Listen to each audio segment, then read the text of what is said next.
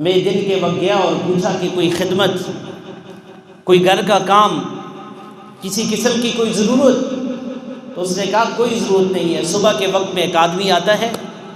وہ میرے گھر کے سارے کام کر کے چلا جاتا ہے۔ تو حضرت عمر پریشان ہو گئے کہ خدمت کا یہ موقع ملا تھا اور وہ بھی ضائع ہو گیا۔